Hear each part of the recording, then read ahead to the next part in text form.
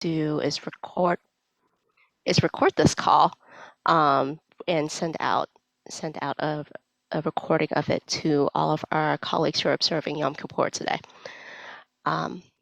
So let's get started. We have we have a pretty interesting, I think, very infrastructure-oriented agenda today. So first we'll be hearing from Ms. Kristen Ahern from Baltimore City Department of Planning, talk about the Community Improvement Plan that's kicking off this month.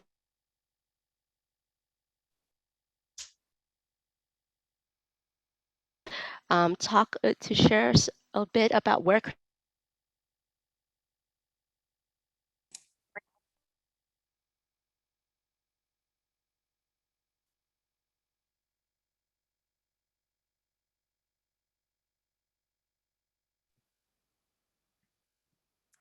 Is she frozen for other Hugh, we people? can't hear Maryland. you. You're frozen. Yeah, I think it may be your video. I find actually that it really helps to take my video down sometimes when I'm talking these days. Don't know what's going on. Yeah, thanks for that. I actually just got the message that my internet connection is unstable. Oh, great. Okay, that's always good too. Yeah.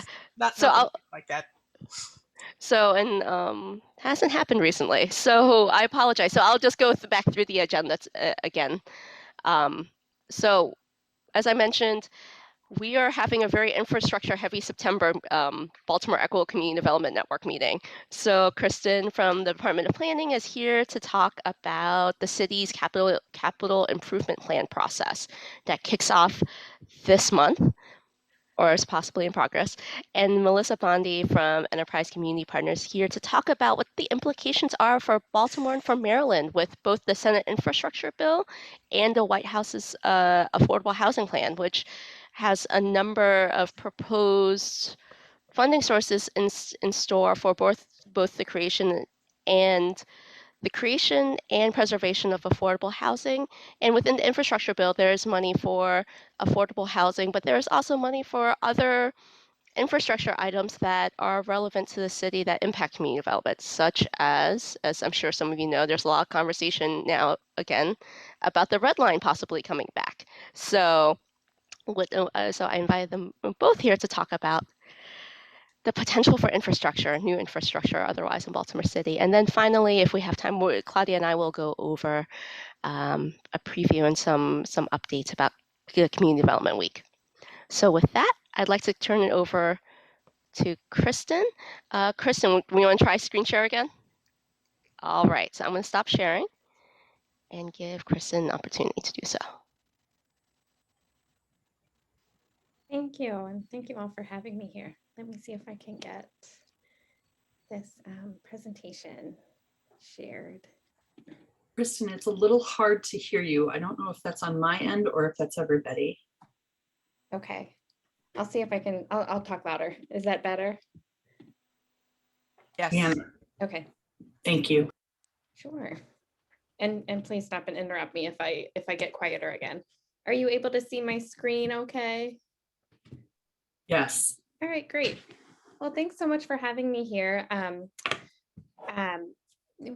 We were invited to come and just give an overview of Baltimore City's capital improvement program. And so I know some of you will be very familiar, some maybe have heard this presentation before, but we want to just kind of give an overview of what we do, where we are in the process. We're about to kick off for the next fiscal year planning, and then talk about how to get involved.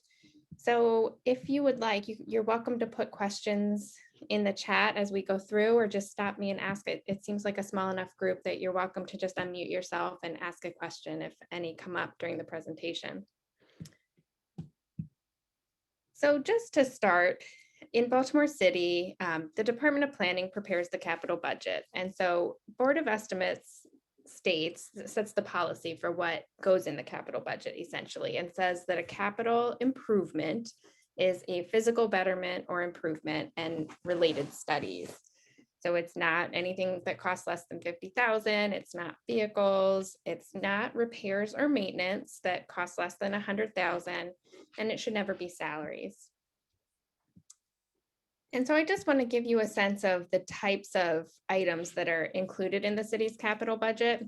We budget for things like fixing our roads, our bridges, implementing bike lanes, increasingly major software systems or overhauls to software systems, cultural attractions, schools, libraries, municipal buildings, police, fire stations, senior centers.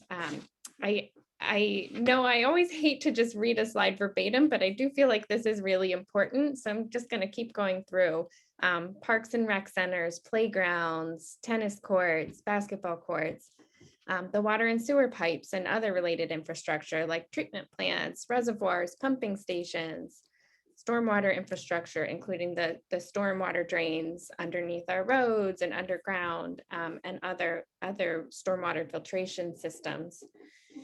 The capital budget also includes demolition of vacant and abandoned buildings. I'll just pause and say kind of everything above demolition was really city assets. So city-owned public assets managed by different agencies in the city. We also include funding for demolition and stabilization of vacant and abandoned buildings, major housing redevelopment projects, typically the infrastructure related to those, public markets, economic development projects, and some other community and economic development focused activities.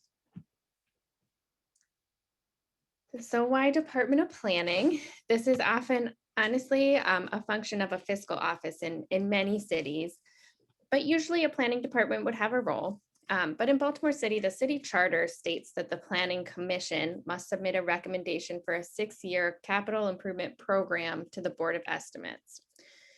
And so the first year of that 6-year program becomes the city's capital budget for the year. Those funds are budgeted, they go into accounts and city agencies available to be spent for the purposes they were budgeted for. The remaining 5 years, we kind of call them the outer years, act as a guide. So they show the intention of the city and of the agencies responsible for projects and programs, but they're not set in stone by any means. We revisit the 6-year program every year. Each year we start again. So last year we did the FY22 to 27 CIP, FY22 from that plan became the capital budget. That money went into accounts. It's being spent now or planned for. This year, we're doing the FY23 to 28, and we start again. We use what we said we would do in the previous plan as a guide, as a starting point, but things change, priorities change, new kind of urgent issues arise, and so we basically start again. We do work with the Department of Finance. So the Department of Finance kind of does the big picture financial decisions. They set obviously the city's tax rate. They look at debt levels. What can the city afford to take on in debt, which is a major fund source for the capital budget. They do this big picture financial planning. And they basically tell us in the planning department, here's how much the city has to spend on capital in a given year.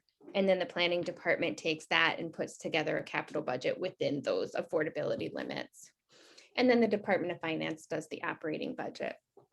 And just, for comparison, the operating budget is the daily business of the city. It is salaries and staff and program staff and supplies, the people who run the rec centers, the people who teach the classes, teach lessons at rec centers, for example. And then the capital budget is like physical stuff. So it would be replacing the roof on the rec center. I want to talk a little bit about how everything in the capital budget is funded. First, the FY22 capital budget was around 500 million, just shy of. So it's a big number. A lot of that goes to the water, sewer, and stormwater utilities. And those are kind of, in all honesty, an entirely separate process. They're funded by what we call enterprise funds. They're funded by the payments that we make for water and sewer. And then those payments go directly to the water, sewer, and stormwater system. So those funds that we pay on the water and sewer bills don't fund any other items. And then our general fund doesn't fund any water, sewer, and stormwater utilities. So kind of off the bat, these two fund sources, county grants and revenue loans, these are utility funds. They're for water, sewer, stormwater, and they can't be used on other items. And county grants, I'll just make a note that because our water system extends outside the boundaries of Baltimore City, the counties pay us based on some prior agreements, a certain amount of funds to kind of take care of the infrastructure in those areas. So that's what that represents. We have some other kind of more restricted funds in the capital budget, federal funds and state funds. Typically, we get funds from the feds or the state, but it's they're very directed in terms of where they can go. So we don't have a lot of discretion to say, we're getting this money from the federal government and we'd like to spend it on, you know, our playgrounds. It's usually very detailed in terms of where we can spend it. CDBG, some portion of our CDBG dollars would be included in the state funds, things like that. And so that leaves us with kind of this last piece of the pie here.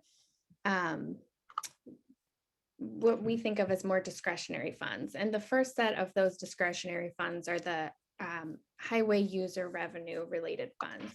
So we get from the state what's called highway user revenue. It's a portion of the funds that the state gets from vehicle taxes and titling fees, registration, things like that. And so we get some that we can use for transportation related purposes. And we also take out debt based on that future highway user revenue. So we budget about 15 million a year in transportation revenue bonds. So bonds, we get the funding and put it toward projects, but then we pay that debt back over about 20 years.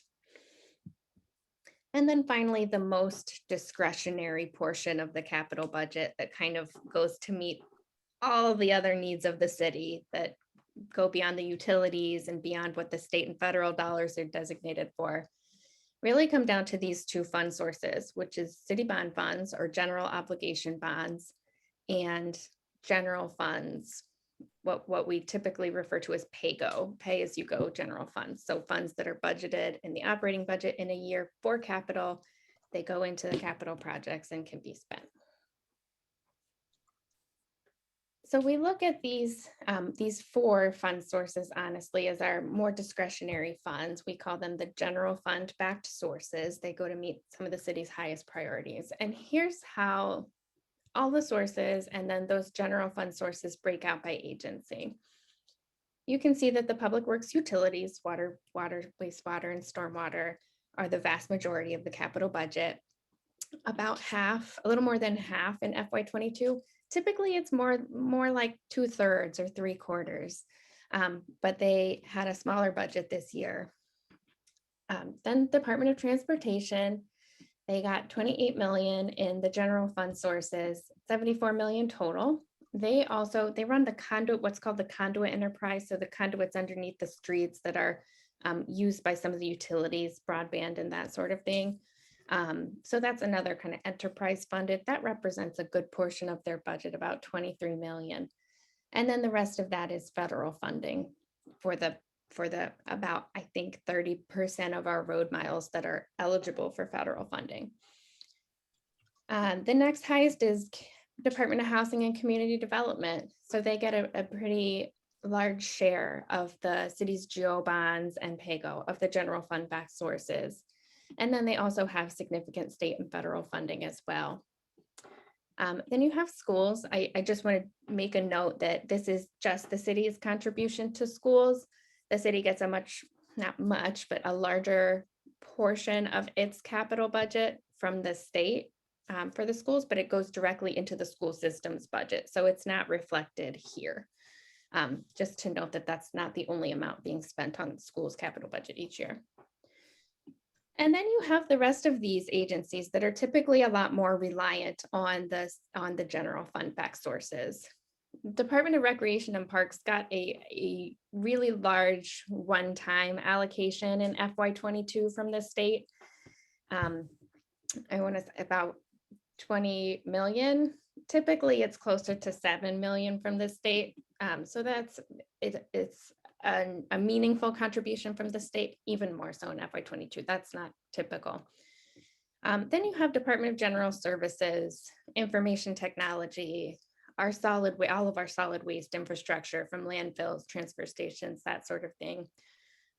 Baltimore Development Corporation, the library system, and then what we call mayoralty and planning, which is typically kind of mayor's office priorities.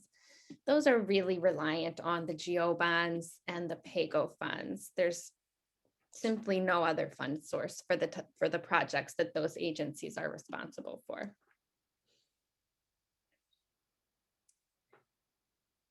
If you all voted in Baltimore City in the 2020 election, this might look familiar to you. So I mentioned the city, we budget about 80 million, we budget $80 million a year in general obligation bonds. The way that those can be used are governed by the bond questions. So every 2 years, voters have to approve the use of GO bonds by the city. So you would have seen 4 questions on the ballot. Do you authorize the city to take out a loan for X amount for this purpose? And these are the amounts and purposes. So you would have seen a question, I think it was question A was affordable housing. Do you authorize 12 million over 2 years for affordable housing? 38 million for schools, 38 million for community and economic development, and 72 million for public infrastructure. And so that'll come up again in fiscal 22. And the process for formulating that breakdown actually will occur probably in the next month. I believe it'll be on the October 28 Planning Commission. I'll make sure we'll go over the schedule for the upcoming process. I'll make sure to add that. I don't believe that's on the schedule yet, but I'll make sure to add that. Peter, I see you nodding, and so I know that that's of interest. And so just to get into a little bit about how we think about the breakdown of how those general fund back sources must be used. One thing that informs that breakdown is the estimates, or really the amount of infrastructure that each agency is responsible for. And so about 2 years ago, we asked each agency, the infrastructure agencies in the city, to create an estimate for what it would take to bring all of our infrastructure into a state of good repair. So any roof that is past its useful life, what would it cost to replace it? HVAC systems, playgrounds that haven't been updated. I think they estimate about a 30-year lifespan for a playground. Don't quote me on that, but if it has passed that useful life, what would it cost to bring it up to date? And these are the estimates that the agencies gave us. So transportation, of course, is just responsible for vastly more infrastructure than any other agency. So it makes sense that they would have kind of a higher estimate for deferred maintenance. General services, all of the buildings in the city, except for rec centers, but libraries, municipal buildings, fire, police stations, health centers, senior centers. They estimated it would take 700 million to kind of get everything up to date. Rec and parks, you could see public works, solid waste only, and then information technology. And so we're not unlike any other city in the country in that we're not kind of spending enough to keep our infrastructure in good condition. That's happening across the board. But we wanted to try to start to wrap our arms around what would it take to get everything back to a state of good repair. If we could budget all we need, what would it take? And to that end, last year we hired an asset management analyst to work with our city agencies to start to look at putting together an asset management program for the city to make sure that we have categorized all of our infrastructure, that we have an assessment for the condition of that infrastructure, and working towards a situation where that can be a starting point for or kind of better inform the capital budget, is doing a really good assessment and basing some of our decisions on the condition of the infrastructure. And then I won't harp on this, but we think we need much more than we spend on infrastructure to keep everything in a state of good repair.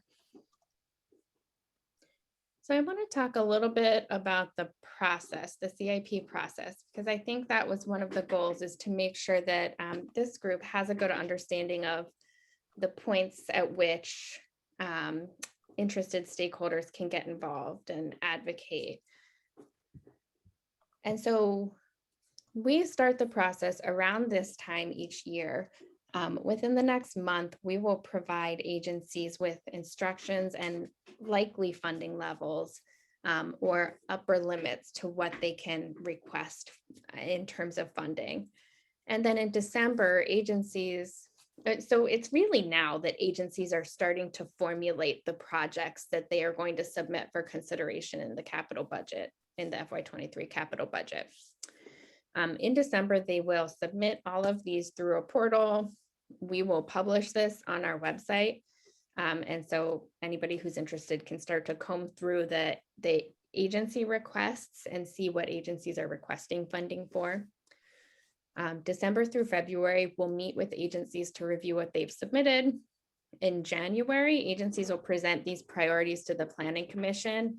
Each agency gets about an hour. There's 8 major capital budget agencies. We kind of went over that before.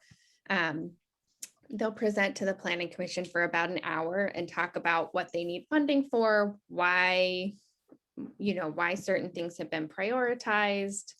They'll talk a little bit about the successes they've had. I think it's a really great place to we live stream them, so you can sort of put it on in the background if you're interested. It's a great way to learn about how the agencies work and how their capital budgets work, what they're prioritizing and why. So I would highly recommend trying to listen to 1 or 2 if you can, especially if there's a particular agency that you work closely with and you're trying to understand better.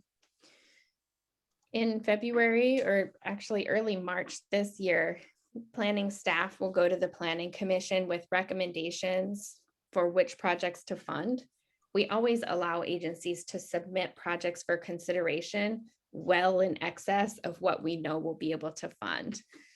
And that is so if, for example, there's a surplus on the operating side, they prefer to put that surplus to one-time projects. So we kind of have the next projects in line for that if there is additional money that comes in.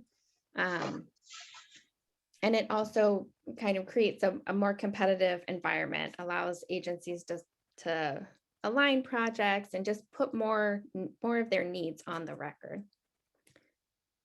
2 weeks after those recommendations, the Planning Commission will come back and vote.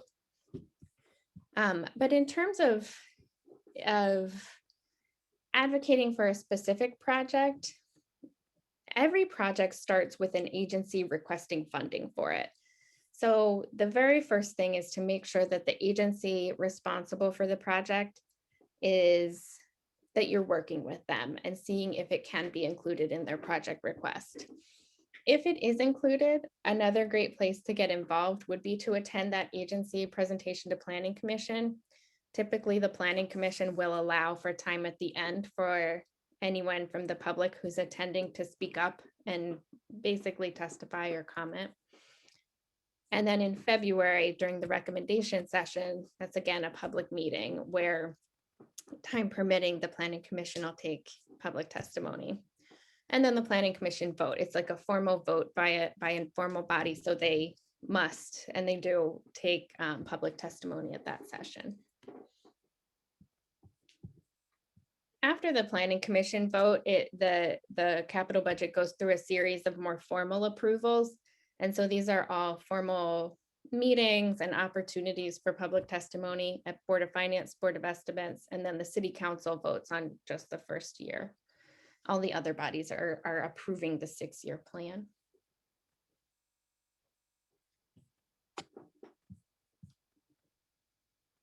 And then really briefly, I just want to go through how we have started to try to assess equity in the capital budget.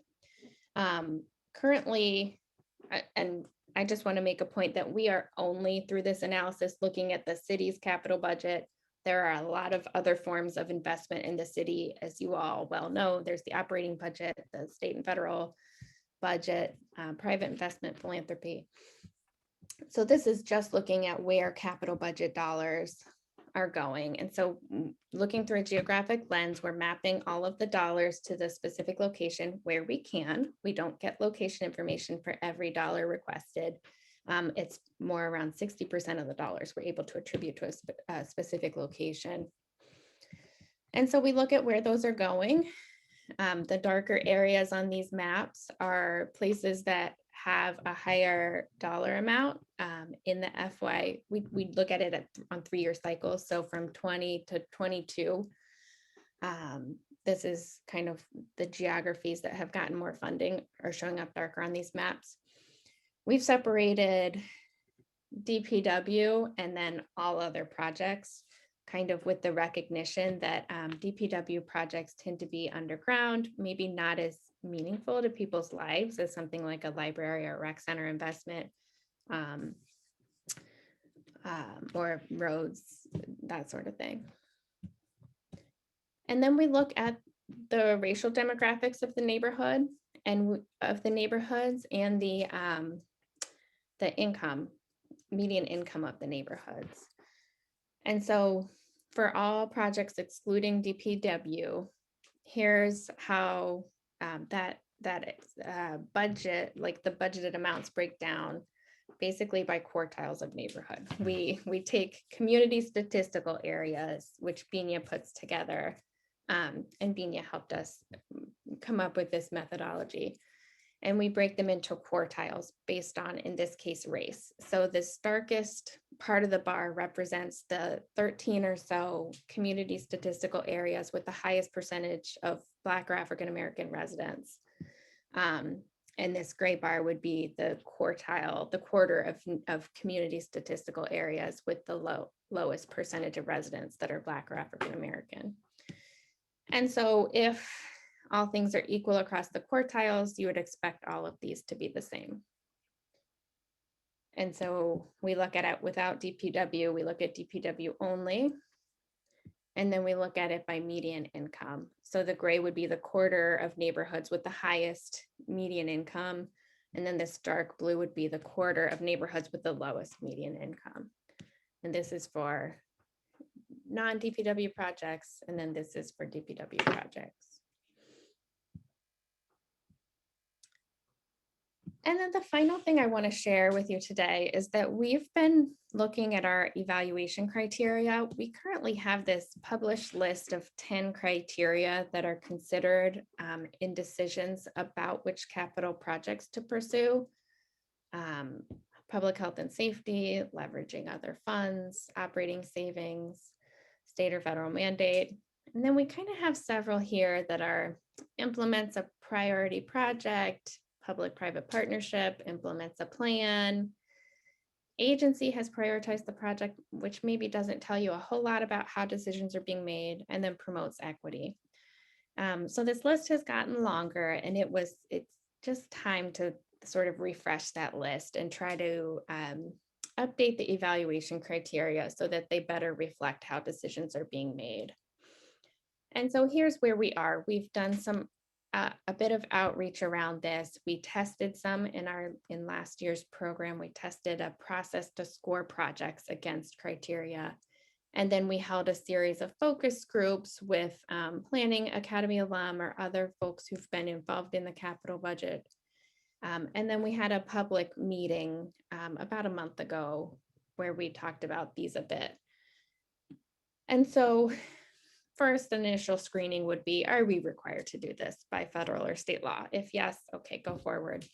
But then the rest of the projects we would score based on equity, health and safety, the condition of the asset, return on investment. So looking at, will it increase tax revenue or reduce costs for the city, environmental impact, and then efficiency and effectiveness. Is it the most cost-effective solution? Does it serve a lot of people or a few? Is there opportunity to align projects and increase efficiency and that sort of thing?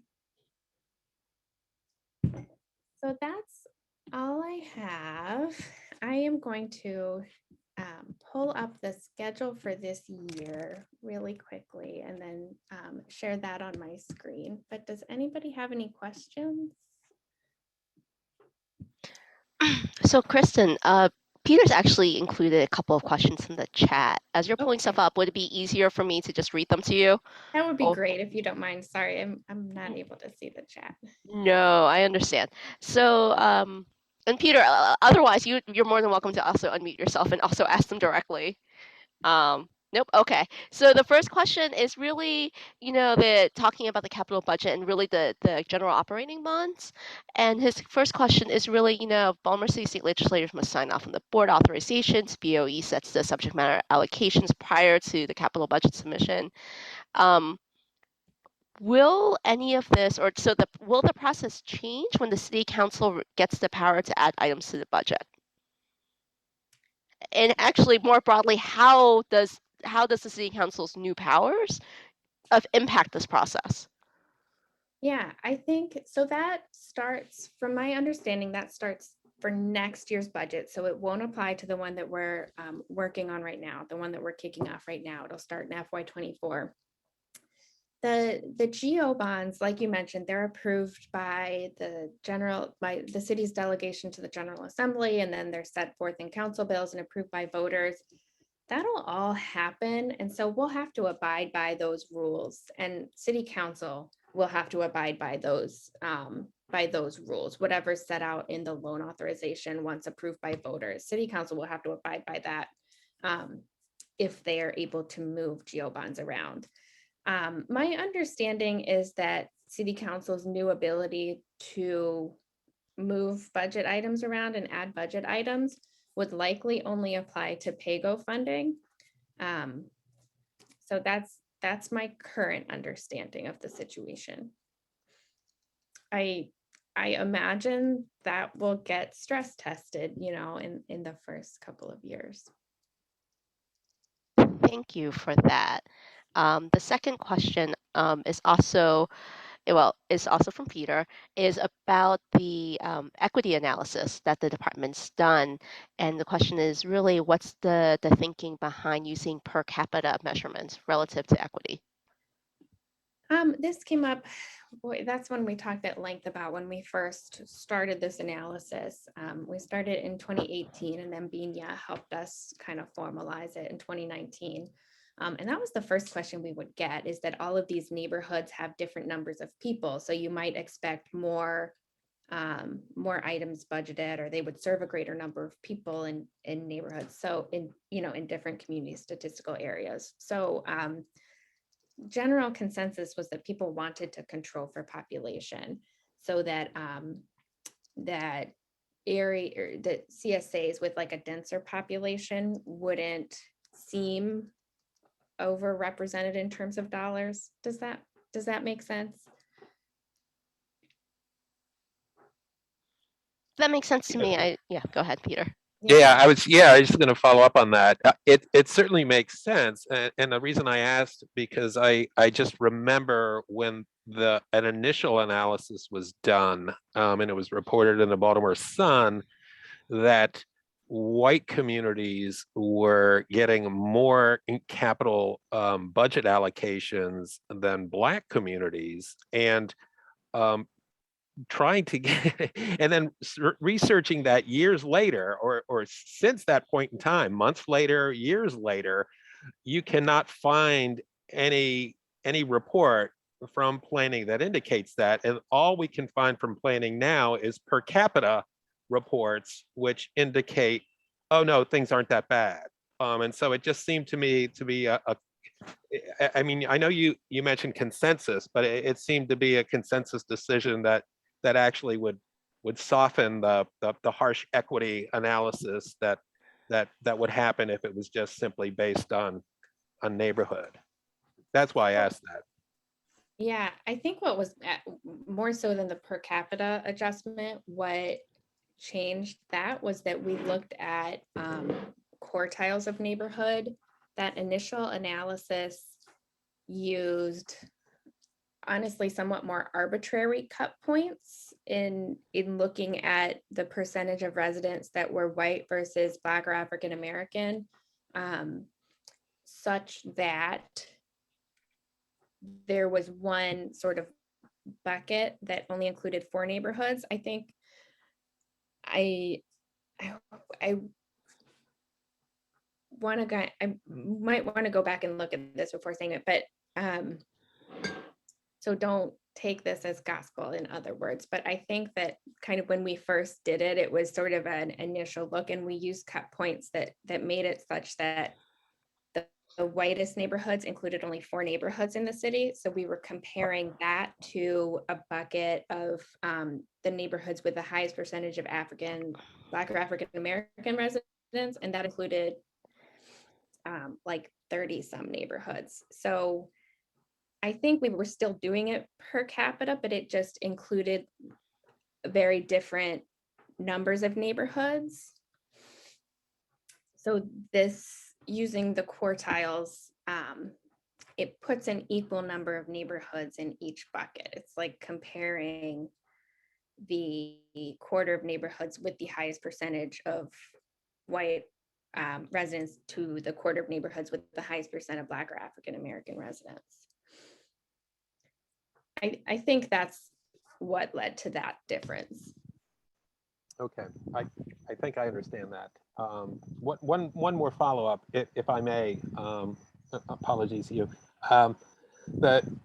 You mentioned that currently the allocation buckets, I'll call them buckets, that those priorities, that is affordable housing, schools, community and economic development, park and public facilities. Those decisions will be made now, essentially, and then you will send out budget windows for each agency. Like you'll tell DHCD, here's your allocation this year. Stay within this range. That's how I understand it. And you'll say that to schools. Here's your range, and you'll say that to parks and public facilities, et cetera, the DPW. How do you arrive at that range, and how does the public advocate for different ranges? Mm-hmm. So in short, I mean, these ranges that you set, they become kind of set in stone, so that HCD will get, you only got $12 million to work with. So you can put some of that in the trust fund if you want. You can put that towards your projects if you want. And in DPW, you've only got 20 million to work with. How do people say, hey, we want HCD to have more money, yeah, et cetera. How does the public get involved in that when those decisions are really happening it seems like they happen by November from this point, in September. And then the whole public process seems to start, but everything, you're at that point in time, you're just kind of looking at the details of particular projects within these buckets that have already been established. How do you change the buckets? Does the public have any role in that? And if so, how? Yeah, I would. So in the past, we've given agencies ranges. So for example, we'll say DGS, you get between 8 and 14 million. Those ranges are based on kind of a center point that is based on the previous year's CIP. So it's not arbitrary. We're kind of looking at the FY 22 to 27 program, and we're saying, what did we say we would do in 23 to 27? And we're taking that number and we're formulating the ranges around that. Now, there is, of course, mayoral input if priorities are changing by the mayor's office.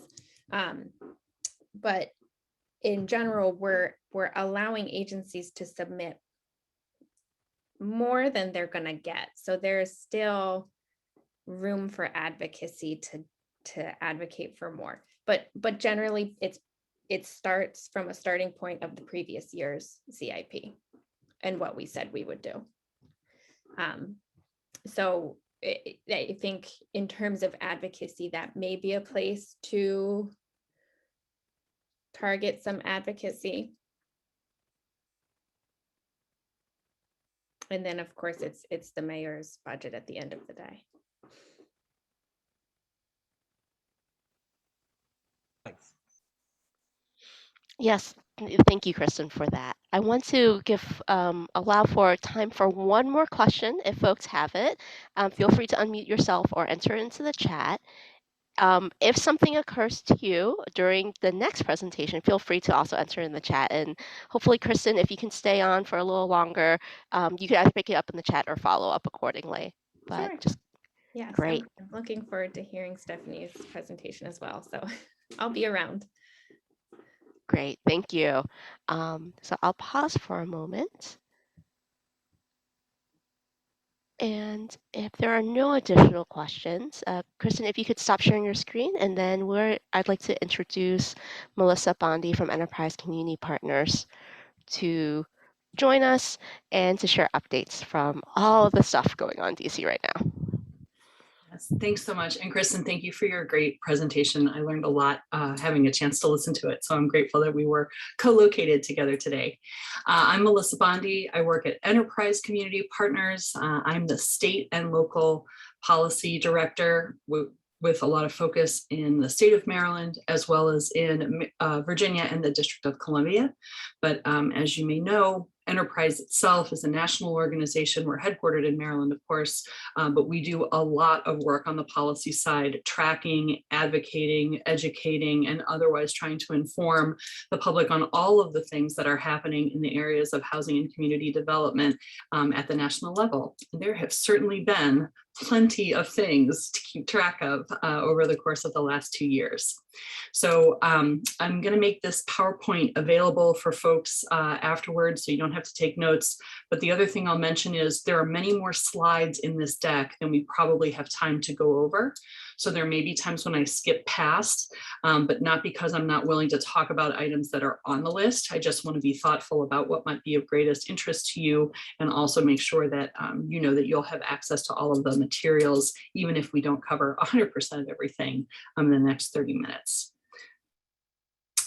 So today, the things that I would like to touch on are both congressional related activities and actions that are taking place, including the infrastructure bill and the companion reconciliation bill. We cannot talk about the infrastructure bill in a vacuum because the deal that many legislators have in place in Congress is that both of these bills, once finalized, must be passed together in order to ensure majority support in either chamber of Congress. So we'll talk a little bit about both. And then I also wanted to note some items that are coming out from the executive branch, specifically the 100,000 Homes Initiative from the White House. There have also been some remarkable changes that are not proposals. They are in place with the Federal Housing Finance Agency and then the GSEs, Fannie and Freddie, that may be of interest to our audience. And so I wanted to at least make sure that we acknowledge that those are in place. They don't get the headlines of some of the other items on the agenda. So I wanted to bring them to your attention just in case you weren't aware. So first, let's start with what's happening with Congress. There are currently 2 major legislative vehicles in play, 2 major bills that are in play. And as was covered pretty extensively over the summer, what has happened is the Biden administration's proposed American Jobs Act, which is their title for a comprehensive, holistic, and wide-ranging infrastructure bill, was bifurcated. The Senate said, we are really interested in not expanding the definition of traditional infrastructure. And as Kristen outlaid really, really well in the last presentation, the traditional thinking about what constitutes infrastructure for capital improvement tends to be things related to transportation, relating to waterways, relating to kind of some of the fundamental makeup of what makes communities able to connect and work together. Then the second piece of the American Jobs Plan, the infrastructure bill from the president, is related to substantial domestic spending in areas not traditionally considered as infrastructure, but that the Biden White House considers infrastructure. And this includes, but is in no way limited to, housing affordability. And so because this is our CDN audience, I wanted to identify that there was a tremendous amount of domestic spending in the Biden plan for infrastructure that included housing affordability and supports for housing across the board, but including low income and vulnerable populations, committed affordable housing provisions. So the Senate said, we can't pass an infrastructure bill if it has all of these provisions in it. So we're going to bifurcate it. We only want to look at those traditional infrastructure items. And they reviewed, marked up, and then the Senate approved its version of an infrastructure bill to send to the House. The House said, well, we really like all those other domestic priorities that have been separated from the Senate. So what we're going to do is we're going to work first on those other priorities. While the Senate works on infrastructure, we're going to work on these other domestic priorities, including housing affordability. And we're going to call that a reconciliation bill. And there's a reason for that. And so the goal of Senate and House leaders of the majority and minority is that these two bills will be considered simultaneously, that they should either pass or fail together as part of a package. And I hope that makes sense, but if anybody has questions, please drop them in the chat. So the infrastructure bill, which does not include housing, but includes a lot of other things, including, as Hugh mentioned, Baltimore Red Line potential funding, has been adopted by the Senate, and it now waits for the House to consider. Meanwhile, the House, just in the last 7 days, has been working on this reconciliation bill, for which there is not currently Republican level support in either chamber of the House or the Senate, but is really focused on other important domestic priorities. And we have just seen basically the parameters and outlines of the reconciliation bill now from the House. So we know, generally speaking, what might be voted on within the next couple of weeks. So hypothetically, the House would move forward to vote on the reconciliation bill and then send it to the Senate. And then the Senate would send its infrastructure bill to the House, and then both of those would be reviewed. So that is kind of where we are procedurally. Lots of things are up in the air. I'm going to be speaking as if a lot of things I'm going to talk about are guaranteed, and there's nothing that is guaranteed in Washington at this point. But as a practical matter, we know that the Senate will not support the amount of spending that the House will support on the reconciliation bill. So that is really the big open-ended question right now. And all of the infrastructure and the other domestic spending and reconciliation hinge on how much spending will the Senate Democrats support for this entire set of priorities across the board to be approved. So that is our state of play currently. I'm going to talk a little bit about infrastructure, and then I'll pause and take some questions. So the Senate approved version of the infrastructure plan is about $1.2 trillion in core spending, which is a very substantial amount of spending in these buckets that we have not seen in recent years. It includes lots of resources nationally for things like highways and bridges, repair, replacement, improvements, also additional money for transit. It can be to expand or repair existing lines or to create new ones. It also looks at our power grid and power and electrical grid. It looks at smaller things like passenger rail that isn't quite at the level of an Amtrak or commercial CX lines. It looks at other forms of infrastructure relating to drinking water, to broadband, to our airports and ports, and then an emerging area of interest to the Biden administration, the role of electric vehicles, whether for private sector use or public use, and what infrastructure can be brought to bear in order to make those more effective and more prominent across the nation. In Maryland, the shares of all of those items I just talked about are now located here. And this would be, of course, with no changes made by the House. And if this were adopted, none of this money is assumed. So the largest amount of money in the infrastructure bill is for federal aid for highways. Much of this could be used for repair. It could be used for providing kind of additional supports for existing projects that are not yet fully constructed. But it also could include additional new highway-related construction and planning. It also includes money for bridge and repair, and then importantly, $1.7 billion for public transit. And that includes the provision that I think most folks on this call may be familiar with, which is that your Senate delegation in Maryland worked hard to ensure that projects that had previously been considered and in the queue for federal funding, such as Baltimore's Red Line, would not have to start completely from scratch for reconsideration.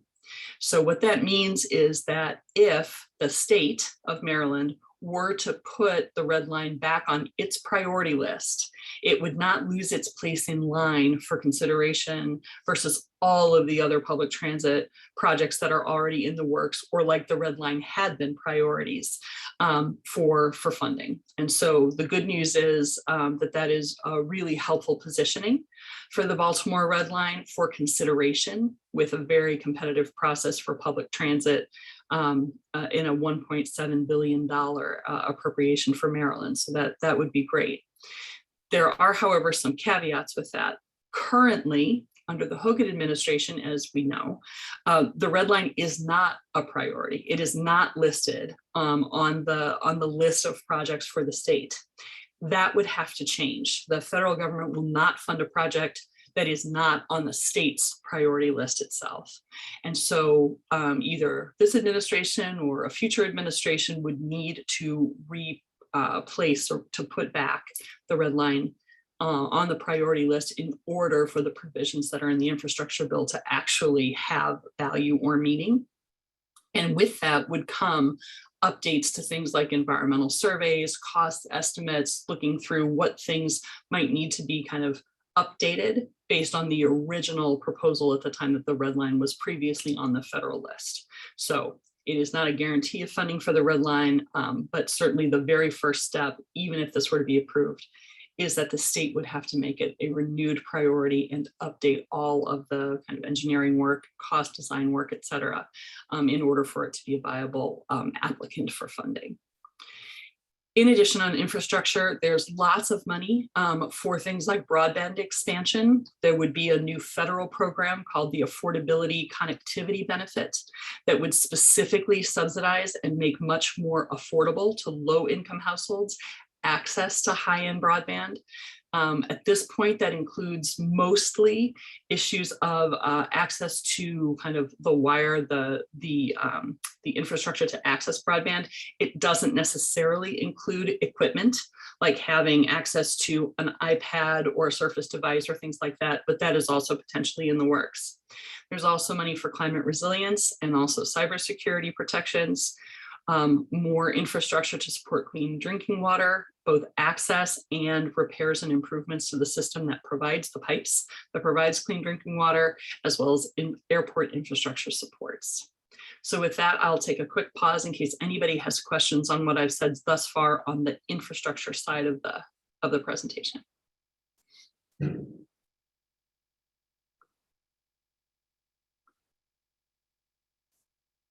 Okie doke, is it okay? I'll just keep going. You're doing great. Thank you so much, Melissa. This is actually really helpful. I couldn't get a lot of this straight in my head, so you're just helping me with the different buckets. Yes. We help each other. We help each other. So the second phase is the reconciliation side. So the reason it's called reconciliation is because there are rare and previously not used very often provisions in Congress that allow a simple majority of the chambers of the House and the Senate to approve spending for domestic priorities without needing a larger than simple majority in order to adopt. The process of taking that path of the simple majority is called reconciliation. So that's why this particular bill is known as the reconciliation bill. But there could be a reconciliation bill in 3 years or 5 years ago. It's just a term of art for the fact that otherwise The House would need 60% of its members to vote in favor of a spending priority for it to be adopted. So this is a big difference when the chamber, the House, is so closely split, and the Senate even more closely split along partisan lines that have taken really strong opinions either in favor or opposed to the spending plan in this domestic priority that is not infrastructure. So it's called the reconciliation bill, but it's really other domestic spending that is not related to the core infrastructure priorities we just talked about.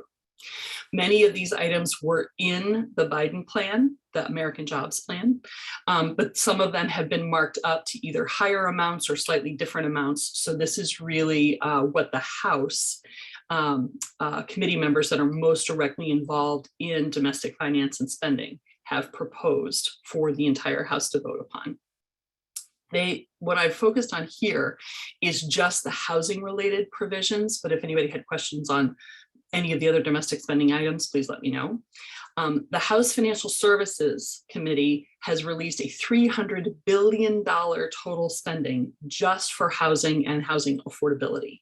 This includes substantial increases to many existing programs that are already benefiting Baltimore, Baltimore County, state of Maryland as a whole, and the nation as a whole. It starts with a different level of investment in public housing sites, including but not limited to bricks and mortar capital maintenance to deal with what's known as the maintenance backlog, all of the repairs and improvements to be done on existing sites, as well as money specifically for choice neighborhood initiatives, and then a substantial amount of money at the Secretary of HUD's discretion to help do interventions where there may be challenges that could not immediately be resolved just through capital maintenance. But this represents a substantial investment in public housing that has not been seen in many years, at least in my work. There's also net new funding for housing choice vouchers. It would be the first actual expansion of the program. So not just money to perpetuate those who are existing voucher holders, but also to help households who are on waiting lists and not yet in the HCV program. It also includes money for project-based rental assistance. This is for projects that are done where a housing unit would be bought down to an extremely low income level, using rental assistance that conveys to the project rather than to the tenant, as well as in material, $4 billion in material support for existing projects that have project-based rental assistance so that they can also do capital maintenance and backlog rehab support. I won't go through all of those at quite that level of detail, but that one in particular is signature to the House Financial Services Committee.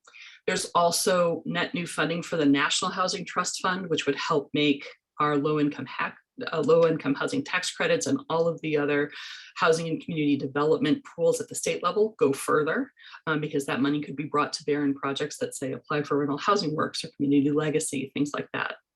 There's additional money in block grants for home and CDBG, which would benefit the city of Baltimore, as well as additional money for fair housing, both assistance and initiatives, and then also additional money for community restoration or revitalization, which would be germane for sure to the city of Baltimore. So there's additional money for housing in a variety of other programs, including Enterprises CDFI, some of the programs that we run, but also specifically housing for the elderly and persons with disabilities. These are all programs that already exist. It is just to expand. There you go.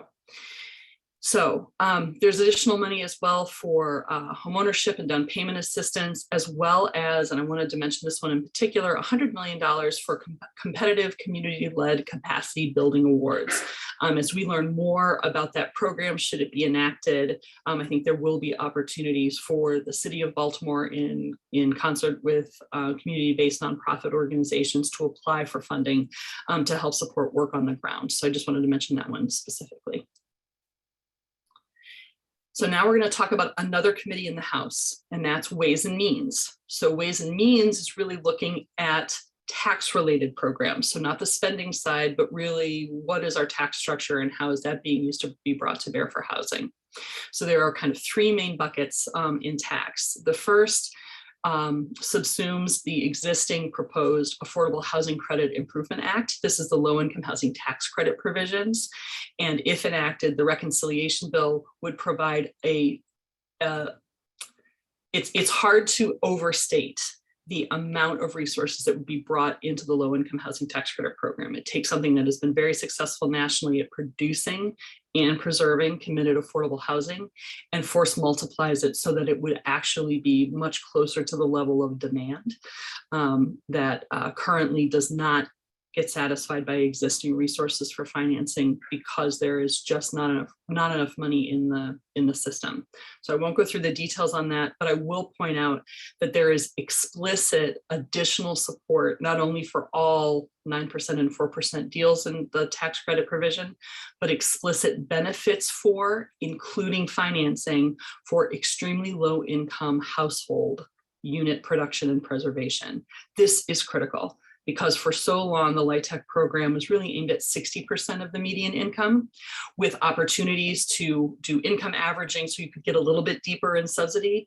But this is explicitly saying that if adopted, that there would not only be incentives for, but there would be greater financing for reaching down to 30% level and below AMI. And that is hugely important for all of us in Maryland and of course across the nation if adopted. There's also a new provision that's sometimes known as the Neighborhood Homes Improvement Act. Now it's called the Neighborhood Homes Tax Credit in this reconciliation. It would take the structure of the low-income housing tax credit program, which was 100% for rental, and it would apply it to create more affordable home ownership. This program, nothing like this has ever existed before. It tries to rely on some of the best practices, but it would provide for financing to allow for affordable home ownership construction. And that could be incredibly valuable, not only for our existing providers of affordable home ownership, the Habitats for Humanity, MANAs, the Rebuilding Together, but it could also help us in attracting more capacity to the market in order to provide more committed affordable home ownership. So that's very new, but has a lot of support. It's just a question of whether or not it will be funded in the final bill. There's also information for those who are on the community development side of housing and community development for new markets tax credits. This is a program that does not apply to housing. It is only for commercial-based activities, but it works the same way. It is really intended to serve low-income and vulnerable communities and beneficiaries, but for providing commercial-based products in the rehab and the new construction phase. And this would make this program permanent. It's been in place for a while. It would also give it a floor of $5 billion in annual appropriation, which is a lot better than what it's had before. And it would expand the resources to other tribal communities and US territories. So where are we procedurally? With our next steps are, as I said, we have some members of the Democratic Senate delegation who are concerned about the total amount of spending between these two bills, 1.2 trillion and then the 3.5 trillion, which is the total reconciliation package. And so they are trying to use their position that their votes are required for the reconciliation and this bifurcated approach, both passing at the same time to work. So they are using their leverage by saying, we're not sure we're going to vote for this unless we see some concessions. So those negotiations are happening now. Meanwhile, both the majority leader in the House and the Senate, who are both Democrats, have said that they intend for these to come to the floor to be voted on and approved by the end of September. Will it be the end of September? No one knows for sure, but they've indicated their interest in getting this done over the course of the next few weeks. So we'll be watching for any, negotiations, any concessions, any breakthroughs that might get enough support for both the infrastructure and reconciliation to move forward. The biggest concerns for those who are balking is what will the resources be that pay for these bills, and those have been related to increasing corporate taxes, increasing tax on the very wealthiest Americans, and at scales that both of those constituencies are not used to having to pay. And so there's a lot of potential tax revenue available because they both enjoy, as groups, very low taxation rates. Many of them pay $0. But there, of course, also is a tremendous lobby by those very specific interests in order to not be taxed at this level. So we'll see kind of how that works through, but it's really not so much about individual priorities being at issue. We don't want to pay for affordable housing. We don't like what you had to say about the Baltimore Red Line. It's not so much about that. It really is, if you're going to pass $4.7 trillion in spending, what will be the means to pay for it? And for those who are not interested in being responsible for paying for it, what pushback are they offering back? So that's really where we are on reconciliation and infrastructure. I will pause again if folks have questions, and otherwise I'll talk just a little bit about what's happening at the White House. So could this really be strung out until December? Anything is possible. This is such an important priority for the Biden White House and for so many elected officials who will be running for re-election, that it is very hard to imagine that they would risk failure if a deferral could be constructive, right? There is not a lot of self-interest in voting and losing. So if they felt that there would be benefit in delaying a vote, because that time would enable the parties that be to reach a compromise, I'm sure they would be willing to. But there are so many other items on the priority agenda for Congress, as well as the administration, that it is understandable why they are trying to get this cleared off the books in enough time to kind of turn to those other priorities. This has been all consuming, and understandably, but there are other areas of priority that can't move forward until these are kind of dispensed with. So that's where the urgency, I think, comes from procedurally. Okay.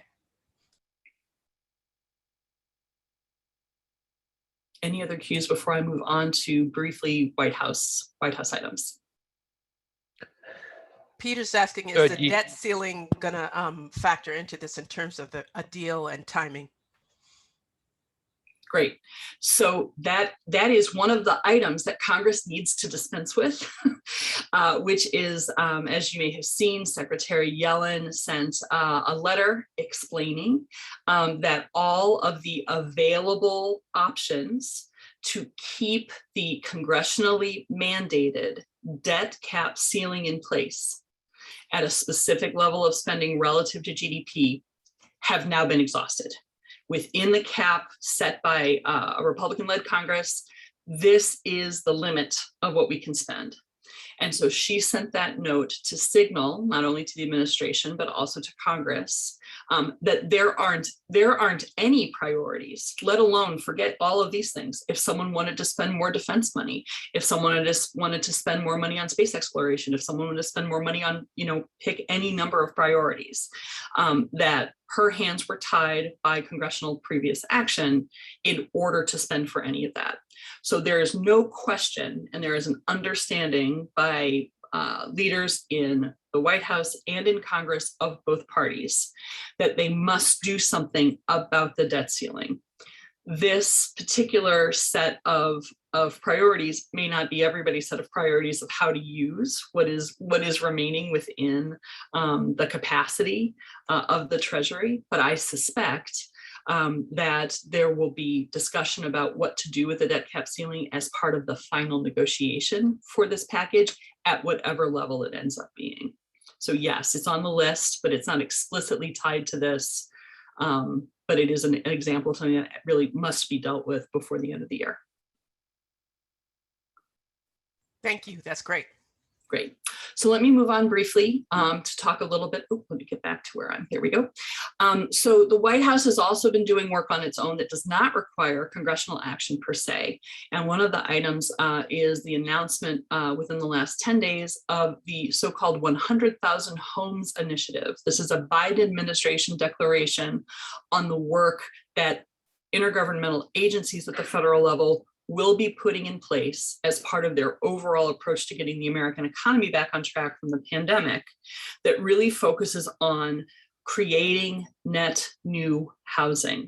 that we can't, our country can't just work within the existing amount of housing stock that we have. We have to look at what and how we build, where we build it, for whom we build it, and what income levels we build it. So their approach is really premised on the notion that two things. One, a tremendous amount of existing American homes are purchased by those who have no intention to live in those homes. They are purchased by investors. And in hot markets, the amount of investor kind of purchases of homes is even higher. It's as much as 1 in 4 of every home sales is going to someone who will never live in the home and never intends to live in the home. As a practical matter, of that cohort of investor-only purchases, a substantial amount, more than a third, are those who own at least 10 properties. So these are commercial entities. It's not, I want to buy a house. I buy a house, I find out I'm going to be moving because of my job and I don't want to get rid of my house, so I decide to rent it out while I move to a different location. These are folks who are set up for the industry of profit making by acquiring a substantial number of single family homes, condos, townhouses, and what have you, and to operate them on margins to make as much money as possible before reselling in the market. And it is one of many factors that is contributing to both the high price escalation of housing, making it less affordable for everyone, as well as fundamentally changing the notion of what's your population, what's your housing supply. Those should equal 100% together, because investors are making decisions about what circumstances under which they might rent to someone, they might sell to someone, versus using it as, say, an Airbnb, or holding onto it as a real estate investment with no one living in it. The core priorities for the 100,000 Homes Initiative are broken down pretty cleanly on just this slide. I provide more detail in the document that you'll receive, but this is really, I think, the most important things to know, that the focus is to build more housing that is of high quality and that is affordable to people at a range of incomes. Also to acknowledge the role of manufactured housing, and that includes kind of traditional, kind of the way that we might think about mobile homes, mobile home parks, but also thinking about things like 3D printed homes, tiny homes, and some of the other kind of 21st century approaches to modern manufacturing that may not be literally the same thing as manufactured homes, but recognizing that as an important potential opportunity for more housing creation that can be more affordable. It's also looking to reduce this level of investment by commercial property entities that are buying up housing from the market, strongly escalating the housing market, but not necessarily providing more housing to actual American individuals and families. And then fourth, doubling down on partnerships with state and local governments on ways to boost supply. Much of this relates to looking at things like exclusionary zoning practices, residual redlining, anti-fair housing, and other forms of land use and zoning that really isn't in the federal government's position to override state and local decisions on where and how to grow, but working with them to say what are the right ways to go about examining those questions on your own. So I have a couple of slides here that I won't go into in the interest of time that give examples of how those core priorities I just mentioned might be implemented at the federal level through agencies. And of course, if folks have questions for me about what those are, feel free to contact me at any time to work through those. But these are really what is within the White House's control to pursue that they are planning to pursue. I mentioned that there were 3 items that took place that are not proposals. These are things that are actually in place and in effect that I thought might be interested to know. You might be interested to know. The Federal Housing Finance Agency, which oversees GSEs like Fannie Mae and Freddie Mac, which do a tremendous amount of lending and support for housing affordability in the country, have now announced that those agencies will be required to create housing equity finance plans by the end of this calendar year. And the intention is that this would begin a series of annual review, consideration, innovation, and implementation of how do we unroll the existing discriminatory and racial equity gaps that exist today in access to home ownership, access to wealth creation. So the fact that this is not a request, but a requirement, and the fact that the finance plans are due by the end of this year means two things. One, we are going to start to see a lot more data and opportunities to undo some of the residual and ongoing discriminatory and racial equity imbalance in Maryland and across the country, what as it relates to access to homes and homeownership. And also the public will have an opportunity through October 25 to inform FHFA of the ways that they think that those goals might be met. So if anybody is interested in weighing in, the federal government would love to hear your ideas.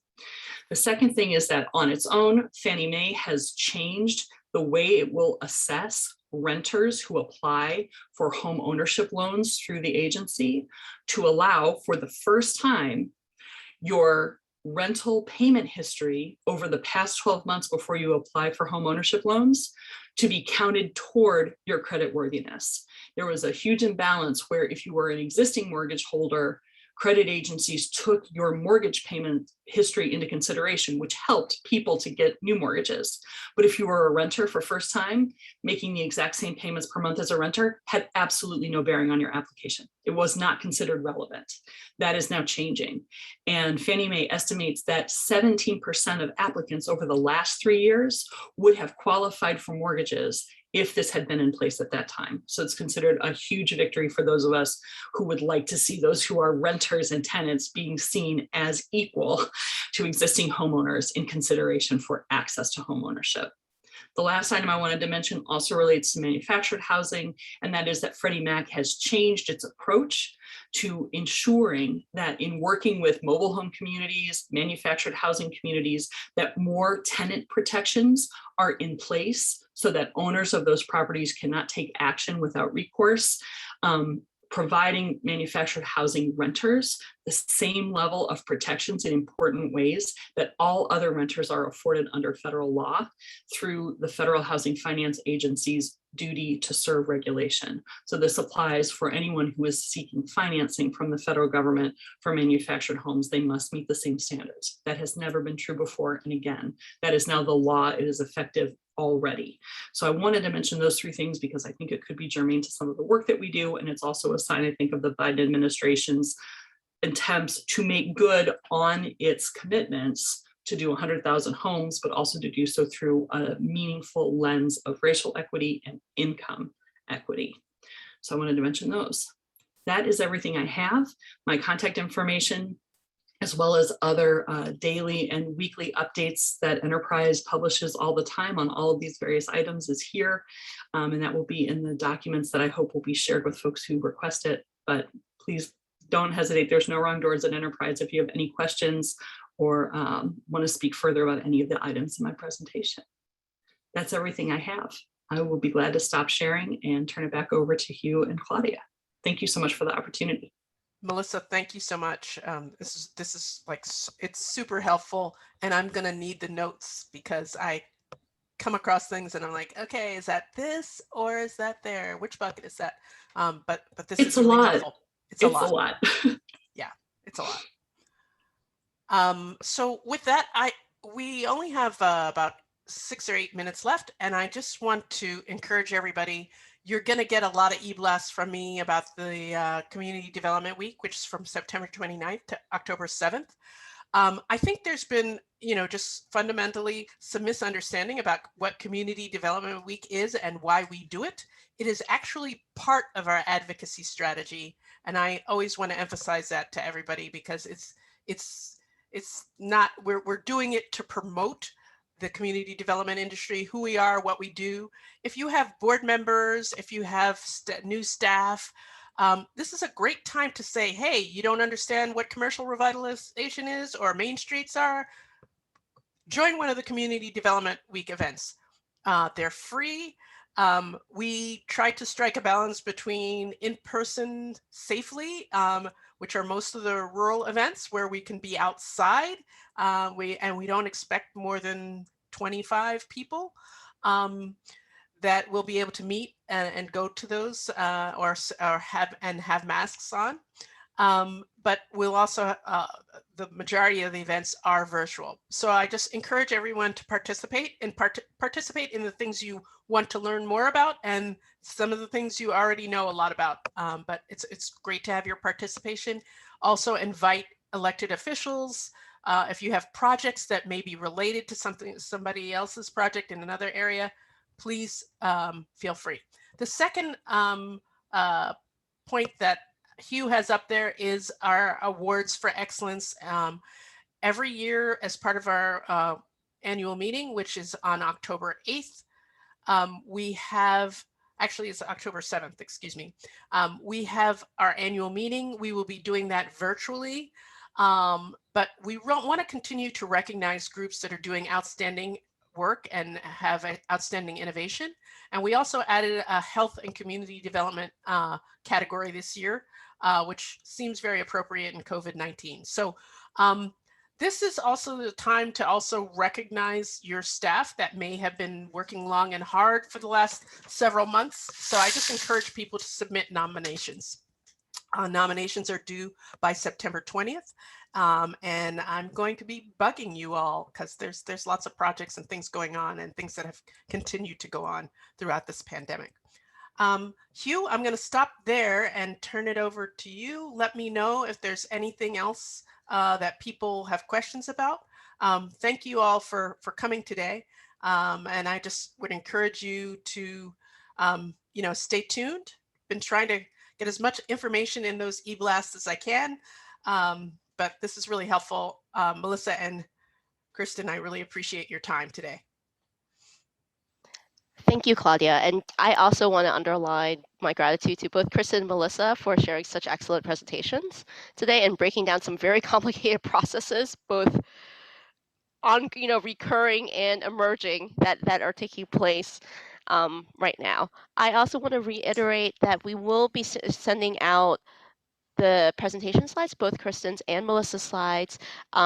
Due to the unfortunate scheduling of this meeting, I'm going to be sending it out as an e-blast to everyone. So everyone will receive a recording, or you'll receive a link to the recording, and you'll receive a link to the slides too. I'm going to place them on the CDN Google Drive, so they should be easily accessible to everyone. However, if they are not, please feel free to email me directly and let me know if there are any issues there. Thank you all again for joining us in this conversation, and I hope you all have a wonderful end to your week. Take care. Thanks, everyone. Take care now. Bye-bye. Thank you.